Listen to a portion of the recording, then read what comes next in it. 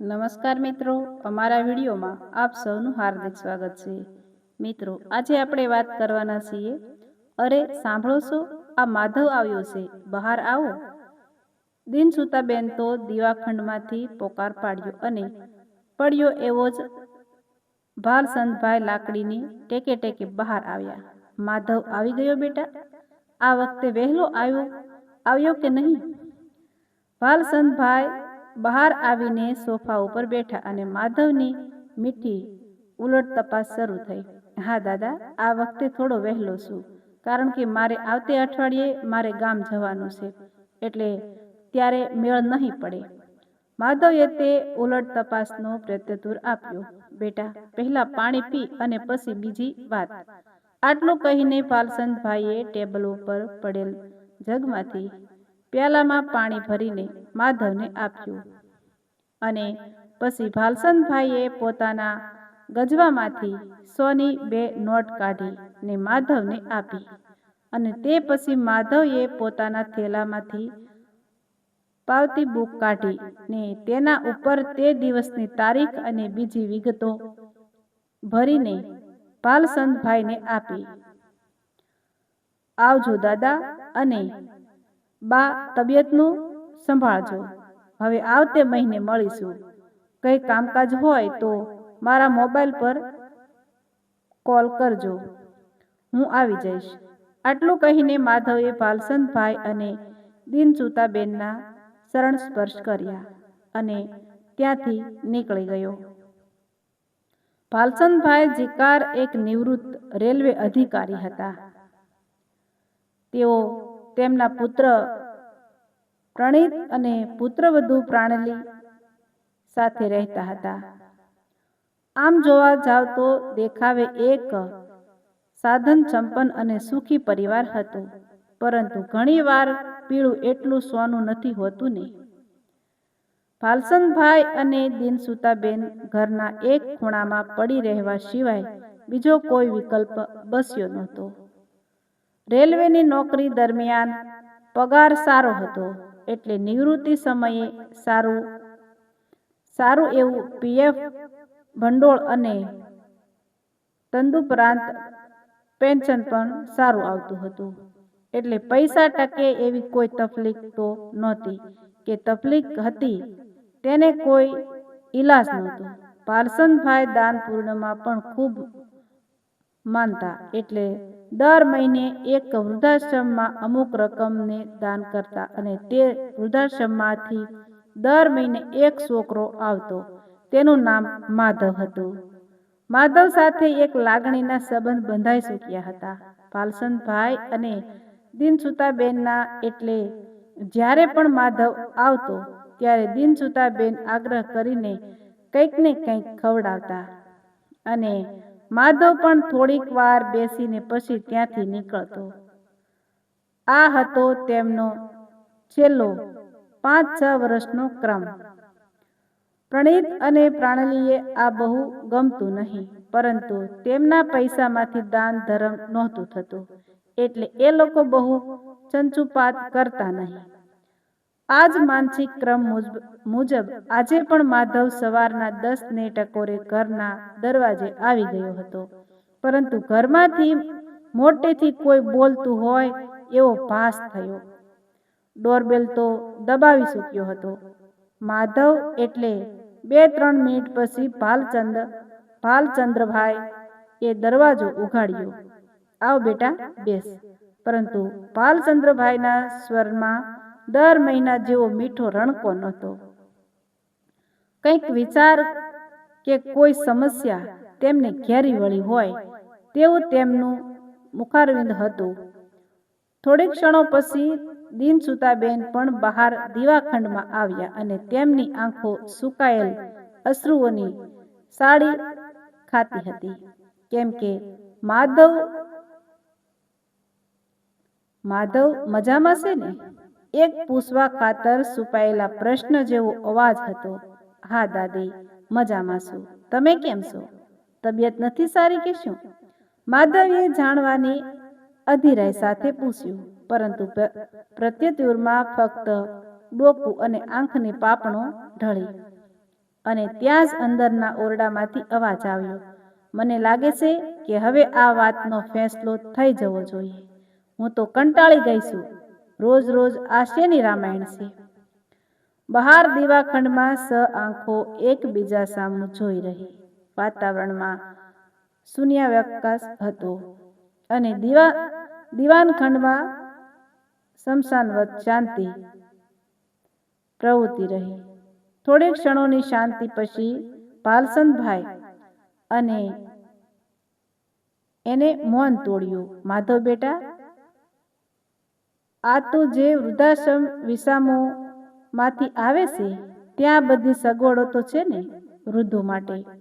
આ જે દાનની રકમ આવે છે તમારી સંસ્થા પાસે, તેનો તમે લોકો ઉપયોગ કેવી રીતે કરો છો? અને માધવે હોંશે હોંશે બધી જાણકારી આપી અને પછી ત્યાંથી વિદાય થયો. આજે બંને પક્ષે એક વાતનો સંતોષ પ્રવર્તી રહ્યો હતો. માધવને એ વાતનો સંતોષ હતો કે જે વ્યક્તિ આટલા વર્ષોથી તેની સંસ્થાને દાન આપે છે તેમને સંસ્થા વિશે સઘળી માહિતી આપી, અને ભાલચંદ્રભાઈને એ વાતનો સંતોષ હતો કે તેમના દાનની રકમ કોઈક પરમાર્થ કાર્યમાં વપરાય છે. દિવસો મહિનાઓ વીતતા ચાલ્યા છે. સમયનું કાળચક્ર તેની ગતિ મુજબ ફરતું રહે છે. મનુષ્ય એ તે ગતિને અનુરૂપ ચાલવું પડતું હોય છે, અને તો જ સમય પણ તે મનુષ્યને અનુરૂપ થતો હોય છે. માધવ તેની કાર્યદક્ષતા અને ઈમાનદારીને લીધે શહેરની એક બહુ મોટી સામાજિક સંસ્થા છે. સમાજના પછાત વર્ગને ઊંચો લાવવાના કાર્યમાં અવ્વલ નામ ધરાવતી હતી. તેમાં મેનેજર તરીકે જોડાઈ ગયો હતો. વિસામો વૃદ્ધાશ્રમમાં હવે તેમની જગ્યાએ એક બીજો છોકરો રખાઈ ગયો હતો, જે હવે દાનની રકમ લાવવાનું કામ કરતો હતો. આમ ને આમ 2-3 વર્ષ વીતી ગયા અને એક દિવસ રવિવારના દિવસે માધવ તેના જૂના કાર્યસ્થળ વિસામો આવી પહોંચ્યો. આજે તેનું મન એકદમ પ્રફુલ્લિત હતું, કારણ કે તે તેના જૂના સાથીઓને અને તેના ઉપરીઓને મળવાનો હતો.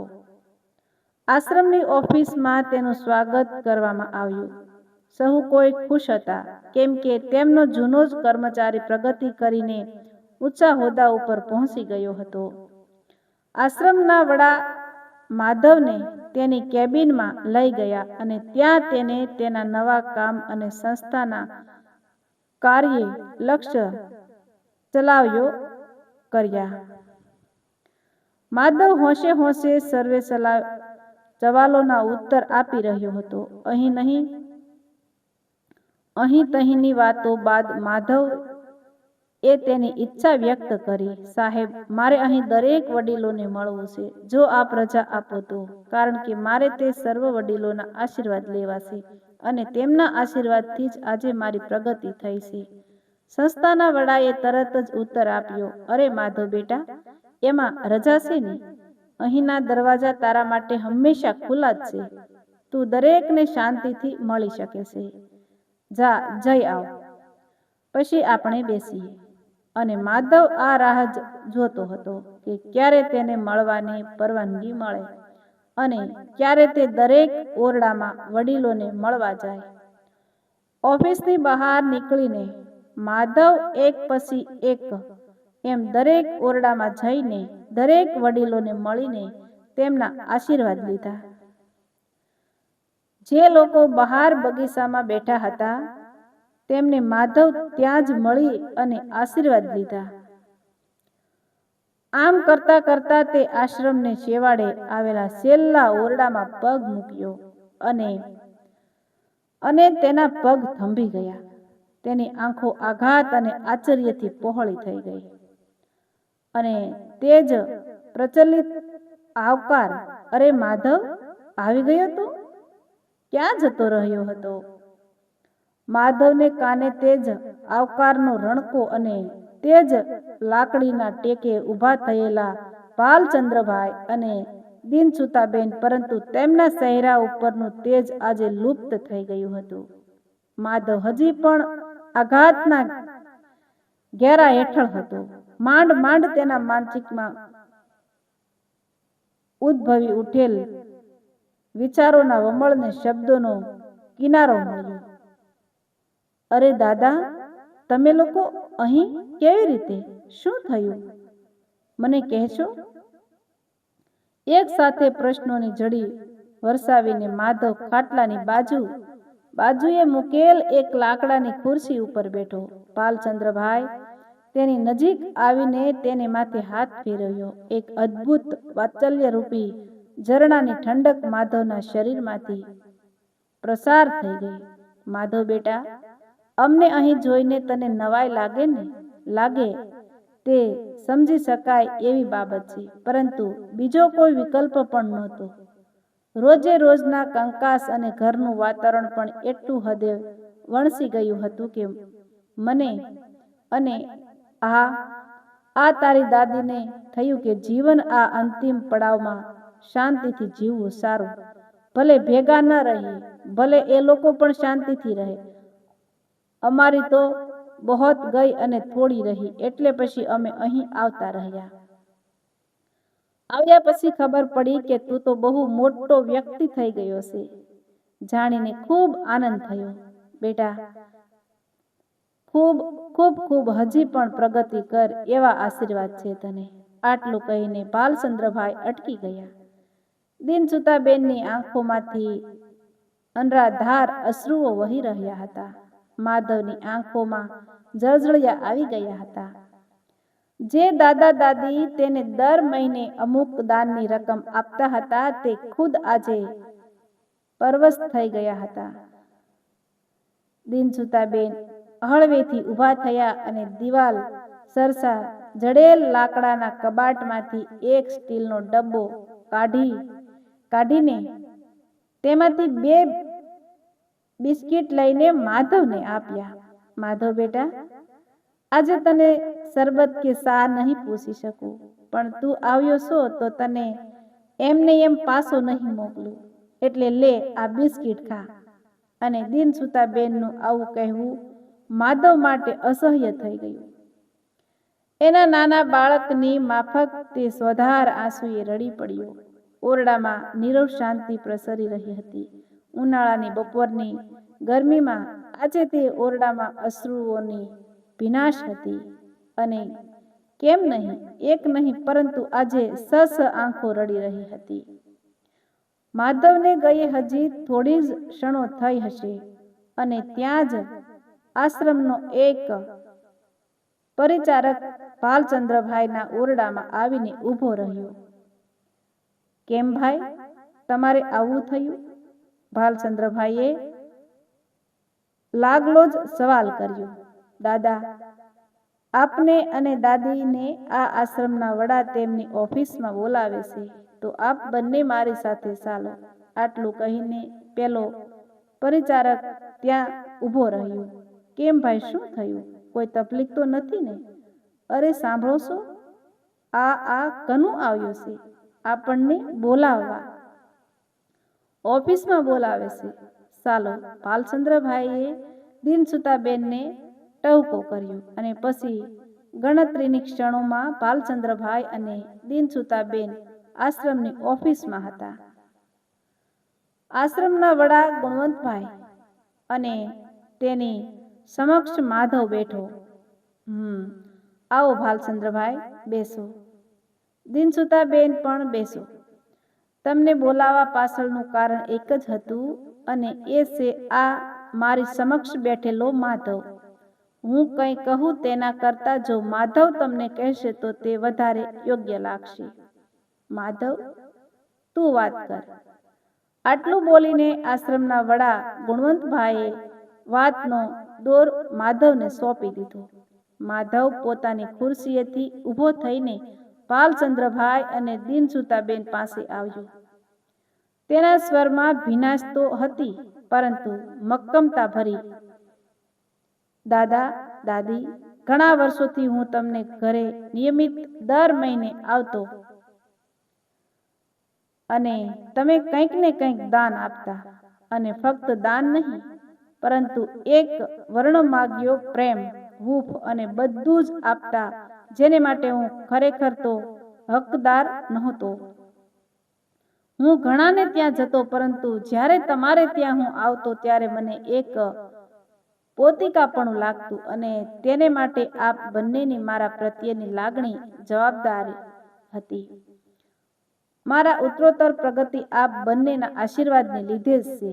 સાસુ કહું તો હું સ્વયં અનાથ છું. મા બાપનો પ્રેમ મેં તો કોઈ દિવસ અનુભવ્યો નથી, પરંતુ આપ બંનેએ મને તે પ્રતીતિ જરૂર કરાવી.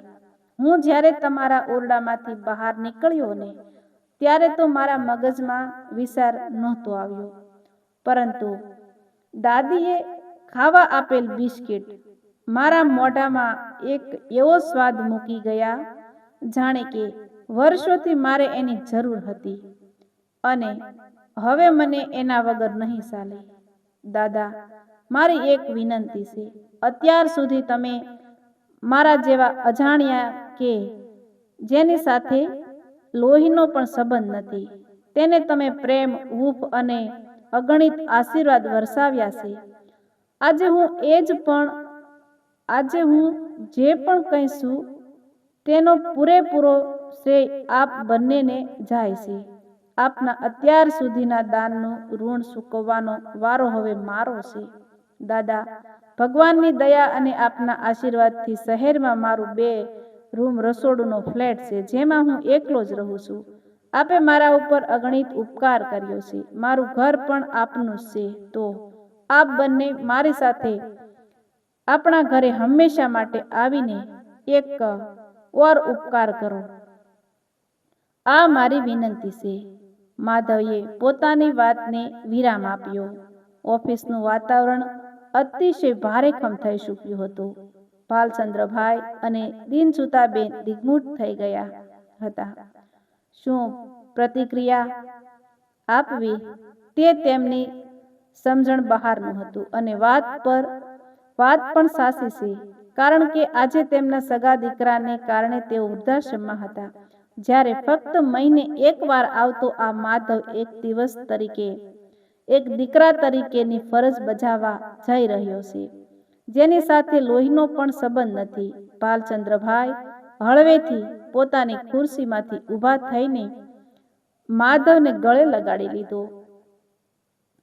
માધવનો ખભો આજે આટલા વર્ષથી સાચવી રાખેલ ભાલચંદ્રભાઈની આંખોના અશ્રુઓથી ભીંજાઈ ગયો હતો. હૃદયની વેદના કહો કે મનનો ભાર, પણ આજે ભાલચંદ્રભાઈ સાવ હળવા ફૂલ થઈ ગયા હતા. દિનસુતાબેન લાકડીના ટેકે ઊભા થઈને માધવ પાસે આવ્યા અને કહ્યું, અને કશું જ બોલ્યા વગર માધવને પોતાને ગળે વળગાડી દીધો. ગુણવંતભાઈ આ વિરલ દ્રશ્ય જોઈને અતિશય ભાવવિભોર થઈ ગયા હતા. આજે શબ્દોનું સ્થાન અશ્રુઓએ ગ્રહણ કરી લીધું હતું. થોડી વાર પછી આશ્રમમાંથી એક નહીં પરંતુ 3 વ્યક્તિઓ નીકળી રહી હતી. માધવની જમણી અને ડાબી બાજુએ ભાલચંદ્રભાઈ અને દિનસુતાબેન એકબીજાને ટેકે આશ્રમની બહાર નીકળી રહ્યા હતા. ત્યાં હાજર સર્વ વડીલો અને આશ્રમના કર્મચારીઓ આજે એક વિરલ ઘટનાના સાક્ષી બન્યા હતા. હા, તેઓએ આજે આધુનિક શ્રવણના દર્શન કર્યા હતા, અને દરેકના મનમાં એક વિચાર સળવળી રહ્યો હતો કે પ્રભુ, અમને પણ માધવ જેવો દીકરો હોત. કહે છે ને કે પરમ કૃપાળુ પરમાત્માનો હિસાબ કિતાબ અનેરો હોય છે. તે આ પૃથ્વીરૂપી રંગભૂમિ ઉપર માધવ જેવા કલાકાર પણ મોકલી આપતો હોય છે, જેને લીધે આ જીવનરૂપી નાટકનો અંત ન્યારો થઈ જતો હોય છે. જ્યારે એમ થાય કે જો માધવ જેવા કલાકારમાં રંગભૂમિ ઉપર હોય તો તે જીવનરૂપી નાટક ભલે ત્રિઅંકી હોય, પરંતુ ભજવવાની ઓર મજા આવે.